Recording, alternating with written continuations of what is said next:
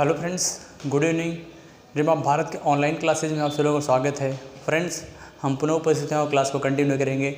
और आज हम लोग बात करेंगे, क्योंकि हम लोग इससे पहले टॉपिक पे अध्ययन जो कर रहे हैं, निम्न जातीय आंदोलन। निम्न जातीय आंदोलन संदर्भ में आज हम इससे पहले आपने देखा था कि हम लोगों ने अध्ययन किया था सत्यशोधक समाज के बारे में, सत्यशोधक समाज और ज्योतिबा फूले के बारे में हमने अध्ययन किया था। और आज हम लोग जिस टॉपिक पे बात करेंगे वो टॉपिक है आज का जस्टिस पार्टी आंदोलन।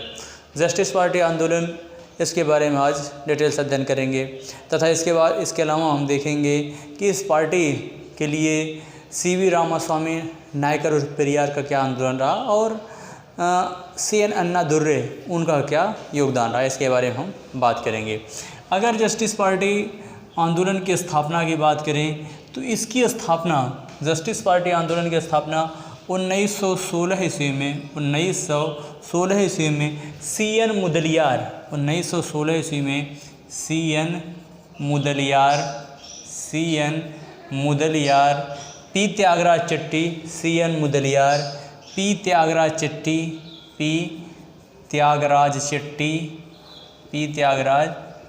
चट्टी तथा TM Nair. CN Mudaliar P Thyagaraja Chetty तथा TM नायर, इनके द्वारा इस आंदोलन की स्थापना 1916 ईस्वी में, इस आंदोलन की स्थापना 1916 ईस्वी में की गई थी। हालांकि पहले इसका नाम जो था, इसे उदारवादी, दक्षिण भारतीय उदारवादी संघ के नाम से भी जाना जाता है। पहले इसका नाम क्या था, जस्टिस पार्टी आंदोलन, तो बाद में पड़ा इसे दक्षिण भारतीय उदारवादी संघ के नाम से भी जाना जाता है। उदारवादी संघ के नाम से भी जाना जाता है, दक्षिण भारतीय उदारवादी संघ के नाम से भी जाना जाता है। इस आंदोलन का उद्देश्य क्या था? इस आंदोलन का अगर उद्देश्य की बात करेंगे, इस आंदोलन का उद्देश्य, तो यह आंदोलन जो है निम्न जातियों के उत्थान के लिए कार्य कर रहा था। यानी कि यह गैर ब्राह्मणों के द्वारा स्थापित किया गया संस्था थी। यानी कि ब्राह्मण का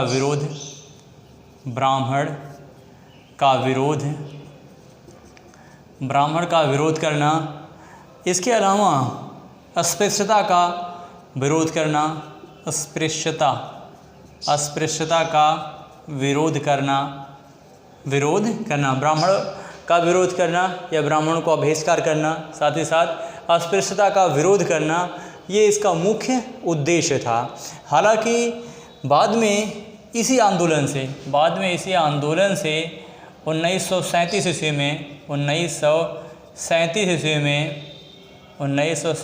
में EV रामास्वामी नायकर और पेरियार, EV रामास्वामी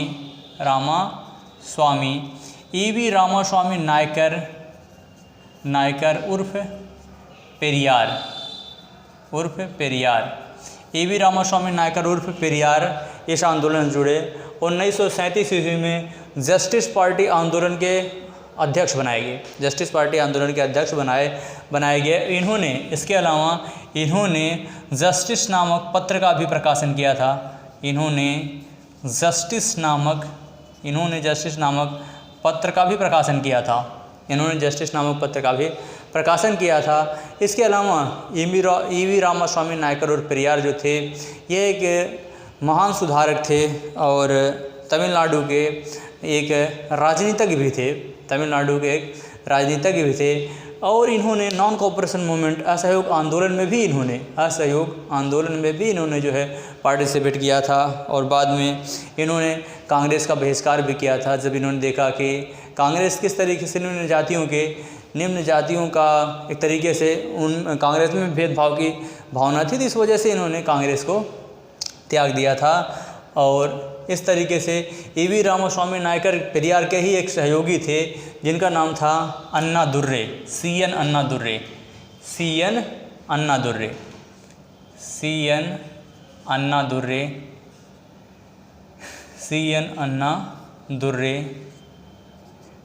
अन्नादुर्रे।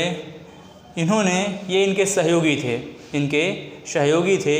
इन्होंने जस्टिस पार्टी आंदोलन का नाम बदल के 1944 ईस्वी में इन्होंने द्रविड़ कड़ागम, द्रविड़ कड़ागम, इन्होंने इसका नाम बदल करके द्रविड़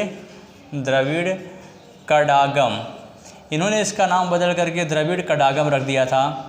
द्रविड़ कड़ागम या द्रविड़ संघ, द्रविड़ कड़ागम या द्रविड़ संघ नाम बदल करके इन्होंने रख दिया था। आगे चल करके आगे 1949 ईस्वी में और याद रखिएगा अन्ना दुर्रे जो थे ईवी रामास्वामी नायकर के अनुयायी तथा एक तरीके से सहयोगी भी थे, अनुयायी तथा एक तरीके से सहयोगी भी थे। और इन्होंने जस्टिस पार्टी आंदोलन का नाम क्या रखा था? द्रविड़ कड़ागम या द्रविड़ संघ, इसी को द्रविड़ संघ के नाम से भी जाना जाता है, द्रविड़ संघ भी नाम से जाना जाता है। और यह जो थे एक तरीके से तमिलनाडु के तंतुवाय जनजाति से थे, तमिलनाडु के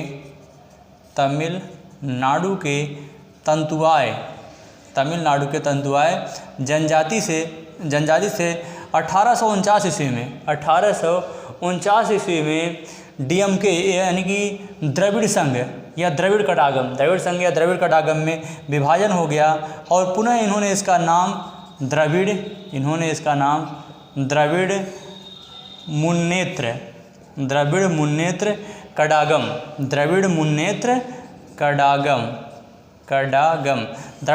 कड़ागम या डीएमके, द्रविड़ मुन्नेत्र कड़ागम या डीएमके नाम रखा गया। इन्होंने 1849 ईस्वी में विभाजित हो गया और आगे चल करके 1862 ईस्वी में सीएन अन्नादुर्रे 1862 ईस्वी में राज्यसभा के सदस्य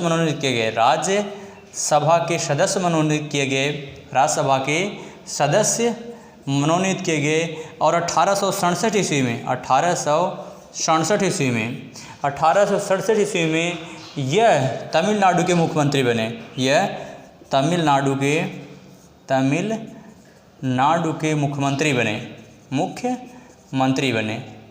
आगे चलकर ये तमिलनाडु के मुख्यमंत्री बने।